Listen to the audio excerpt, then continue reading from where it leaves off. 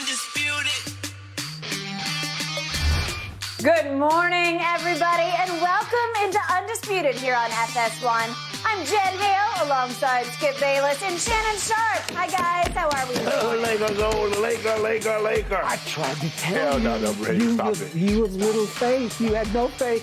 Who needs LeBron James? Well, you got the new MVP frontrunner. You got Austin Reeves, AR-15. What else do you need? You didn't tell me DeAndre Ayton wasn't going to play. Well, you were saying we're going to be in big trouble. Yeah, with D.A. Wait, did AD play last night? AD played last night. Oh, I wasn't sure. We about lived that. in the lane. Austin Reeves looked like young James Harden. He stayed at the free throw line. Yes, he did. The soap opera that is the Western Conference right now. Right, guys? Okay, let's start right there with those Lakers. They inserted Austin Reeves into the starting lineup, the aforementioned Austin Reeves. He was one of three Lakers players, gentlemen, who had at least 25 points. It ended up totaling a 122-111 win over the Suns last night. Lakers now 10th in the West, but just 1.5 games behind the Thunder, who are in 6th. It's crazy. It's like a 3-game win streak could completely change the playoff picture for one team. Shannon, on a scale of 1 to 10, how impressed were you by the Lakers last night? Skip, can I say a 10 as far as impressed, but not so much with the win because the Suns were playing without DeAndre Ayton and Kevin Durant. But I was impressed with how they played. Yeah. You look at Anthony Davis and how he came to the party. He's like, oh, damn, the game started at 7. I thought it started at 7:30, 7:45. And then in the second half, he got on board. Austin Reeves inserted into the starting lineup. And I'm like, are you sure this wasn't a lottery pick, Skip? Yeah. Something has happened because he's like, man, I ain't selling for no jumpers. I'm going to put this ball on the floor and I'm getting to the rack. And either I'm going to lay this ball up, I'm going to hit a floater, or you're going to foul me and put me on the free throw line. Those are the options. Selling for jumpers, selling for threes, he's not doing that. And D-Lo is D-Lo. I mean, he's just so silky smooth with that left hand with the float game. He can get all the way to the rim and kiss it off the glass. And then he had the 3-ball falling a little bit for him last night. So I was just impressed with how they looked in winning. Not so much to win, Skip. I mean, come on. We know KD there, DeAndre Ayton, because like I said, they shot 46 free throws. They lived in the lane. Anthony Davis realized, hold on, that's Biyombo. Yep. That's Jock Landale. They ain't got no business guarding me. And he's like, oh, okay, I am Anthony Davis. I am an all-NBA player. I am a top 75 player all time. I should be dominating this ball game. I'd say. And he started dominating the ball game. But I like the way, Skip, they started flowing. Austin Reeves, look, AD did what he did, but still Austin Reeves looked like the best player on the court. Like, Book was Book. Book gonna get his. I was disappointed in Ham. I'm like, Ham, why you got Schroeder on him? Darvin Ham. Ham, Skip. I'm like, all he's gonna do is just elevate and shoot over the top of Schroeder. Which he did. A lot. And he got going in the second half, and he kept 25 in the second half. He kept him in the ball game in the second half. He sure Chris did. Paul had a nice little ball game, 8 of 17, 2 of 4, 18 points.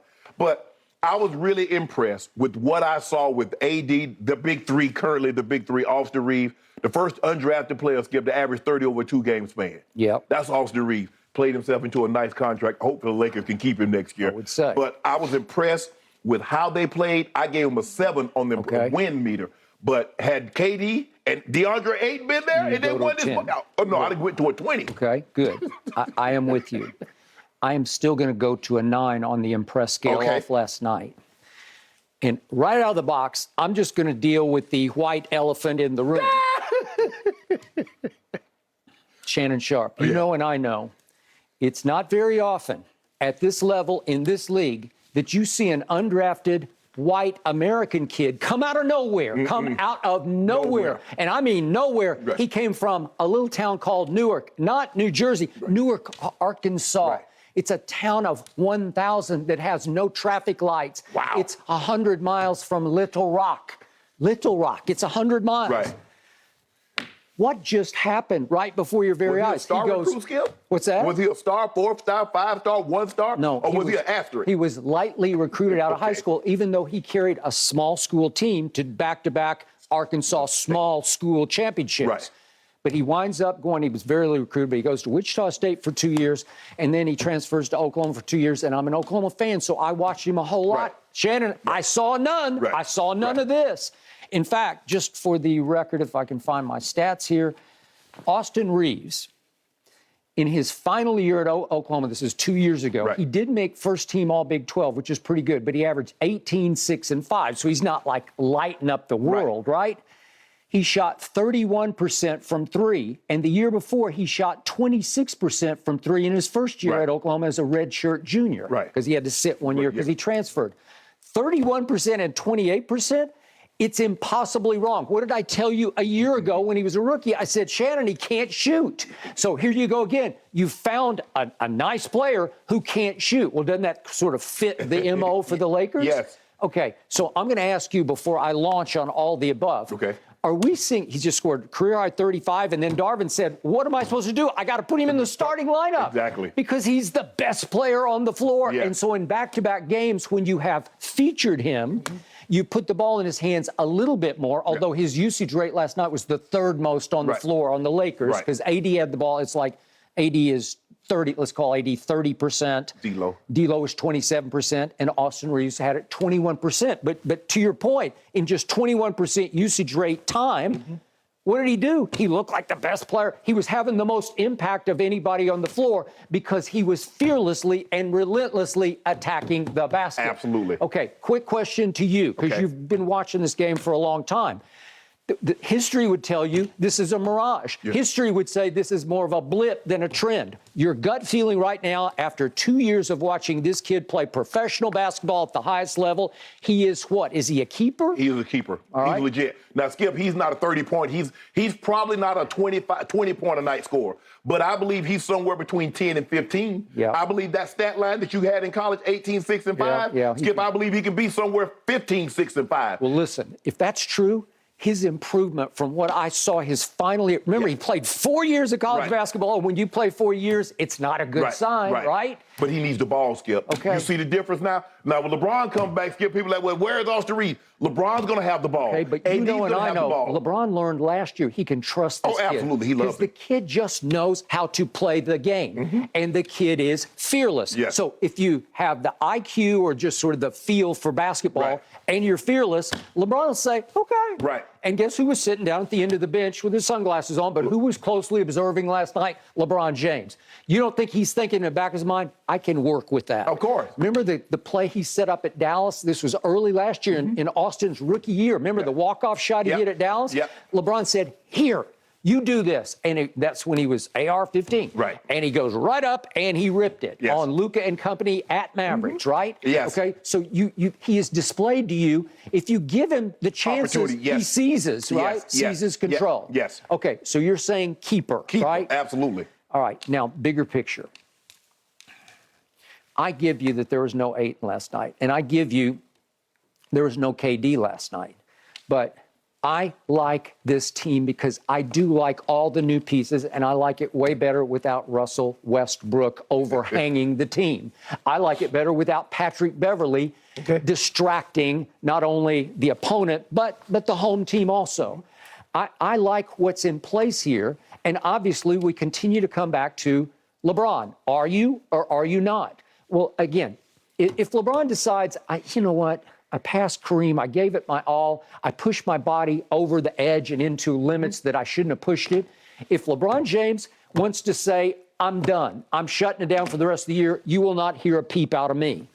But if he is looking at this right now as, wait a second, we have a chance to do some real damage in the postseason, if he's looking at the scope of what's going on right now, because Kevin Durant ain't back yet. Right. Ayton's out. We're going to talk about Zion. It sounds like I don't know if he's going to have any impact at all. And then we look up at Dallas. All of a sudden, Luka's gone for a while, and then Luka comes back last night, and they lose it, and Kyrie's gone.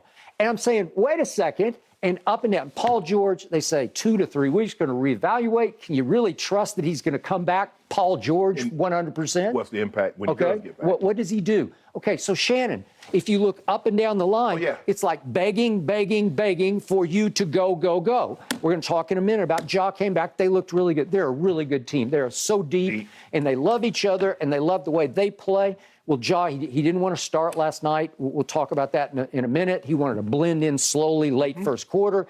But they're going to be a factor and a force. Yes. We're going to talk about Denver and the MVP race. And they're very good, but I don't completely trust them. I don't fear them, especially if I'm LeBron James. I don't fear them. You have two players who on any given night can give you top 10 basketball if absolutely. LeBron comes back. Yeah. And Shannon, I'm looking at degree of difficulty in remaining schedule. Mm-hmm. The third easiest in the West belongs to your Los Angeles Right. Lakers. Dallas has the easiest road home, and then Oklahoma City has the second easiest road. Well, guess who you get to play on Friday night, tomorrow night? OKC. You get OKC at home, okay? And then you get Chicago at home, and they've been on a little bit of a streak, but Philly just went in there last night and just took them all apart.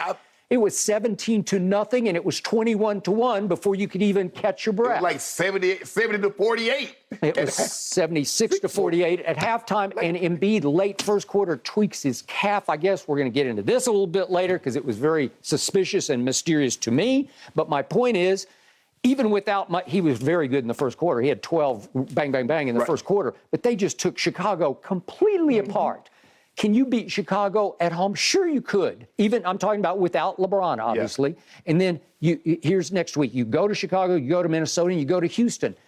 Minnesota got KAT back, got Cat back, right? Yeah. Okay. And Utah, you go to Utah also. And then you have to go to Utah. But can you win those games? Yes, right. You could win those games. If LeBron comes back for any of these away games, could you? Yes, you could win them.